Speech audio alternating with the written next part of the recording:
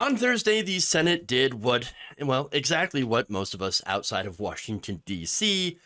knew they were going to do. They ended up voting 80 to 15 in favor of a Biden brokered tentative agreement on rail workers that did not include a single sick day that forces rail workers to stay on the job or be fired. So it is now illegal for rail workers to strike. That is literal union busting, taking away any leverage that they had to be able to negotiate, or again, just some paid sick leave. On Wednesday, after pushback from rail unions and progressive activists, the House voted to add an amendment to grant one of the workers' key demands 7 annual sick days. However, since these are actually two separate bills, okay, so they're two separate resolutions that came from the House, they were decoupled, meaning, of course, both had to be voted on separately. The amendment failed in the Senate, gaining only 52 votes, not enough to break a Republican filibuster. But as I said before, the legislation that would break the union's ability to strike and force them back to work did pass. In total, 6 Republicans voted for the sick leave measures as Senator Mike Braun, Ted Cruz, Lindsey Graham, Josh Hawley, John Kennedy, and Marco Rubio. Let me be very clear, though. If there was a chance that this was going to pass, none of these Republicans would have voted for it. So let's be very clear. But you know that later on, Ted Cruz and Josh Hawley, they're going to come out and say, you see, we were on the side of workers, but Democrats, they weren't. Oh, no. The Democrats, they weren't on the side of workers. No. We were the only ones. No, that's not true. All but one Democrat actually did vote in favor of this amendment. The only Democrat to vote against it was Joe Manchin. Because of course. Now, then again, let's look at the irony here, right? Where you have all these politicians, again, mainly Republicans, right? Because of the filibuster. They get paid leave. And yet they're voting to deny workers from getting any paid leave at all. And I can guarantee you, rail workers work a lot harder than people on Capitol Hill. So, then again, like I said, Joe Manchin, the only Democrat to vote against the bill, once again reminding us that Joe Manchin is a piece of crap. Even though we probably don't even need any reminders of that. So that said, the agreement is going to Biden's desk. Biden's going to sign it. Of course he will. Probably going to sign it tomorrow. And now White House Press Secretary Karine Jean-Pierre reiterated after the House vote on the amendment, the president does not support any bill or amendment that will delay getting this bill to his desk by Saturday. And so there it is. It's passed. It's going to go to Biden's desk. And here we go. The rail workers going back to work without their key demand. So now the argument here that I'm going to see from a lot of, people who are fans of President Biden is there's nothing he could do. What could the Democrats do? There was nothing. He was powerless. The Democrats were absolutely powerless. And it was all the Republicans. Now, of course, it's true that Republicans despise workers. So then why would you make sure that the amendment was separate from the tentative agreement? Why would you do that originating in the House, thanks to the leadership of House Speaker Nancy Pelosi, who made sure to decouple this sick leave amendment from the actual agreement itself, meaning that both had to be voted on separately. Why would you do that? You're setting yourself up for failure, knowing that the Republicans are always going to use the filibuster. Do you not know how things work? You're going to tell me that Democrats, House leadership specifically, and Biden, knowing the track record of Republicans voting against every single pro-worker piece of legislation, they were going to come together and say, oh no, we're actually going to let this go. We're going to vote in favor of 7 days of sick leave because we love the workers so much. Republicans? Really? Do you believe that? They don't believe that. It's, again, if you think Republicans are on the side of the people, you're an idiot. But if you're in Washington, apparently you think, oh, no, the Republicans will actually do something good, even though throughout their entire experience, their entire record shows that the opposite will happen. So we're going to split it up anyway. Now, what they did was they put the economy, they put the bosses of the rail yards ahead of everyone else, ahead of the workers. Look, Democratic leadership screwed their own voters as a result of this. Now, it's not to say, well, then you should not vote or vote for Republicans. No, you should vote for progressives. Even so, progressives in this case, a lot of them also didn't live up to our, to helping the workers. And I'll explain that. But again, what happened here is the president and Congress decided to get involved in something that they didn't need to get involved in. Now, they had the power to, thanks to, I believe it was a 1929 law, allowing them to get in the middle of these negotiations between these companies and their workers. And they said, we're going to take over. Why? What happened as a result of that has removed their leverage. Remember, a rail strike would be devastating for the economy. It is true. That's because, turns out, rail workers, rail lines are really, really important. They're essential to our economy. So if they're so essential, why don't they deserve sick leave? Why are they not deserving of this very basic thing that the people that have just voted to deny them have access to? Why is that? Why are they allowed to do that? Now, a rail strike, again, devastating for the economy, sure. Devastating as well for corporate profits. And of course, for regular people as well. Let's be honest. But that's the leverage that they have. The power of labor is such that, especially in this case, you could grind the economy to a halt. That's leverage. That's leverage you should be able to use. But unfortunately, that is why the Biden administration stepped in and did what Ronald Reagan did and broke the back of the unions. This is union busting. That's what this is. They made this strike illegal. They made it so that, you know what? If you try to strike, you will be fired. Now, knowing that, if you're the owner of one of these rail companies that are extremely profitable, why do you think, and why would you at all, negotiate?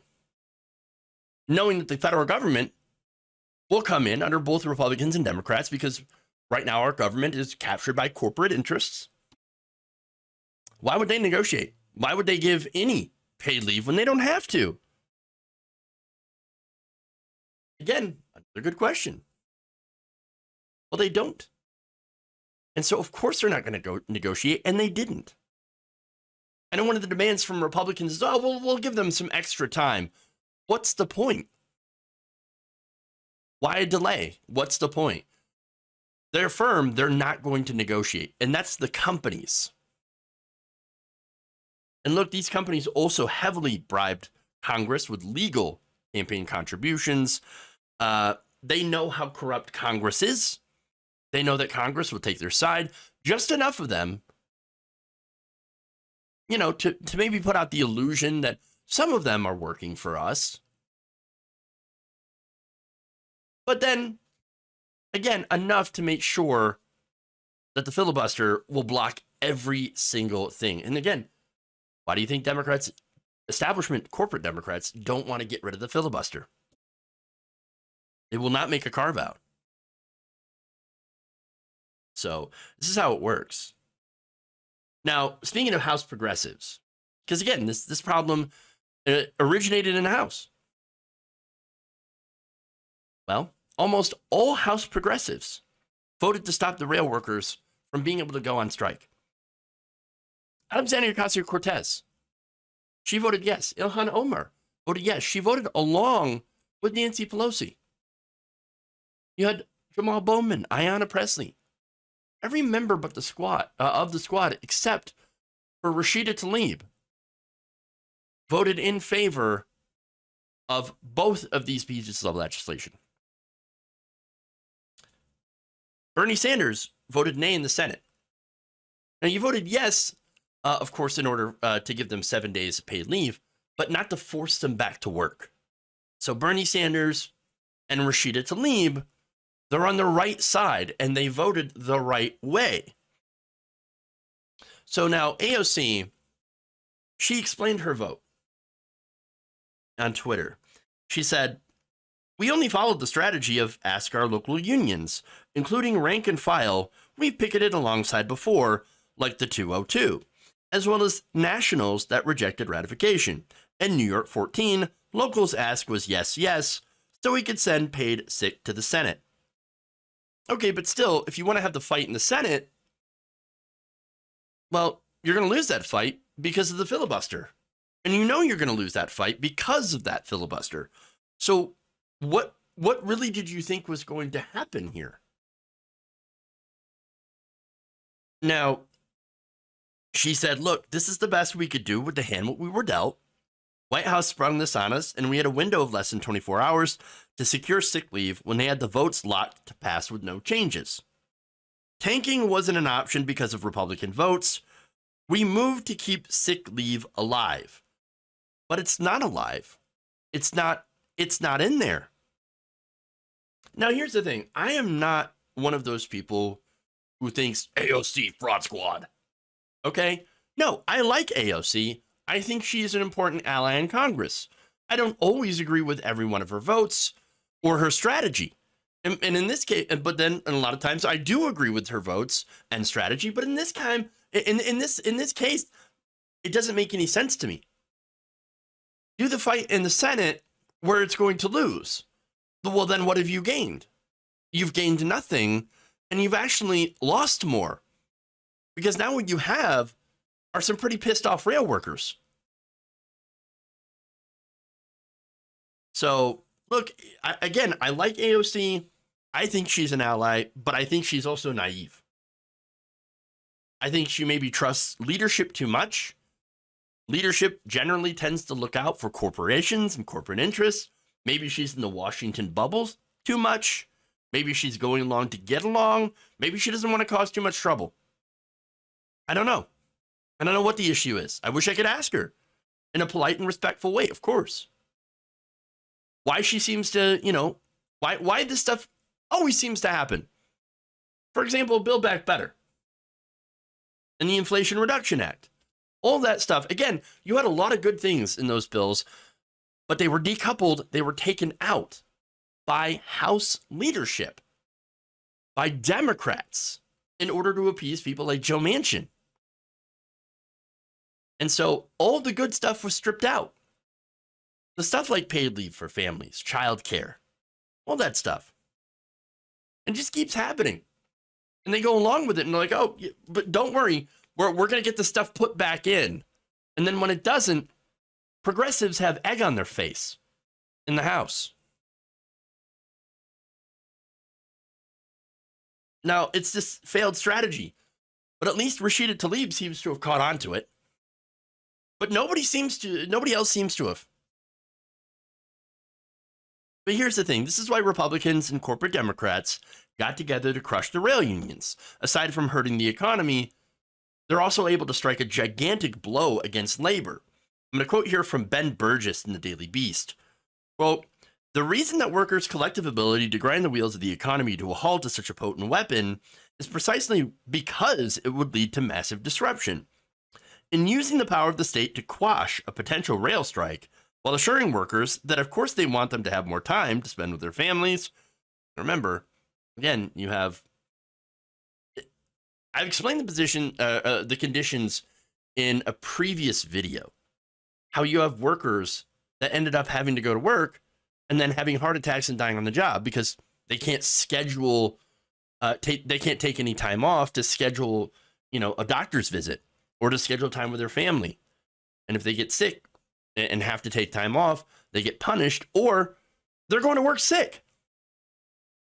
Another person had an infection that they could have easily treated had they had time. Their schedules didn't line up. You couldn't get time off. And that infection grew into something that required a surgery. So this is what's going on here. Paid leave is not something that should be denied to anyone. Burgess continues. Democrats, even in the party's progressive wing, are sending a message not just to the rail workers, but to the entire working class. The message is that Democrats are only pro-labor until the point when it can cause serious inconvenience, which is also the point at which labor could accomplish anything real. They'll express verbal sympathy for the workers' complaints and even toss them a favorable amendment, but they won't tolerate working people exercising the only real point of power they have in the system. And he's right. That is the ability to shut things down is the power that labor has. And yet, look, France, they do it all the time. But in America, we don't. We don't shut anything down. And when the rail lines attempt to do so or threaten to do so, Congress comes in and absolutely crushes them. That's the issue here. And again, to give you an example of these people and how they feel about this, because the other part of this is that Biden and the Democrats have actually ended up slapping workers in the face, people that support them. Here's Matthew Weaver of Lordstown, Ohio, a railroad carpenter since 1994. He's talking to NPR. He said, quote, "It's very frustrating. Here's America's essential workers, rail workers. We have no paid sick days. It's disgusting. It feels like President Biden ushered this in a little too early. He kind of cut us off at the knees on our ability to have some real negotiations or real change after voting no." As I mentioned, Biden urged Congress to pass legislation without any modification or delay.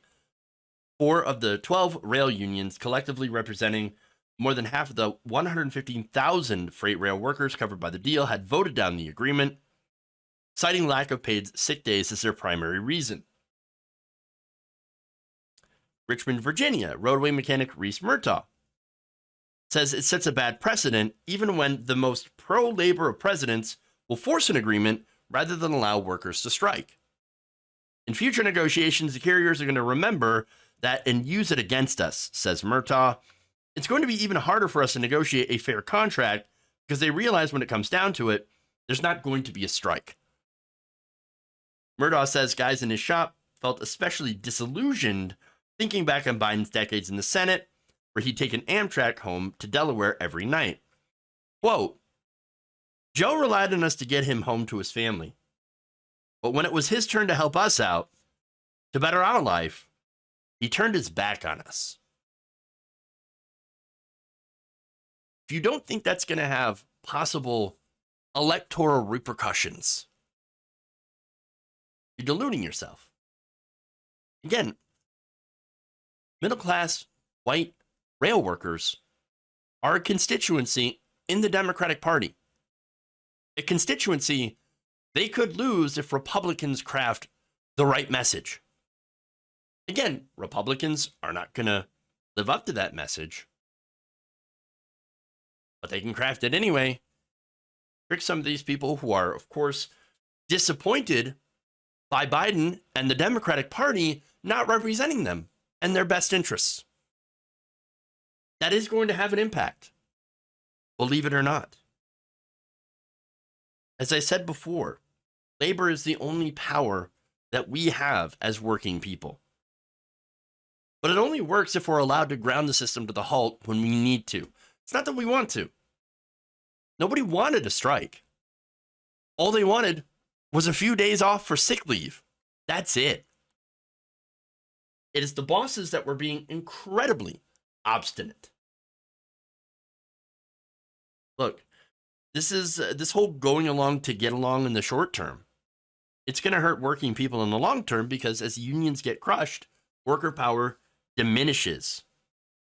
And as that continues to happen, I mean, we're already living in that time period where we're forced to accept even more brutal working conditions because we don't have the power to stand up. Biden has one tool that he can use to reverse this trend. He could issue an executive order. He could mandate paid sick leave on rail workers. And he has the power to do that, and because there is precedent here. Because Obama had done this once as well. Now, that said, Obama specifically left out rail workers from his executive order mandating for paid sick leave. Biden could add that in, and he could be a hero for the working class. He could do it if he wants to.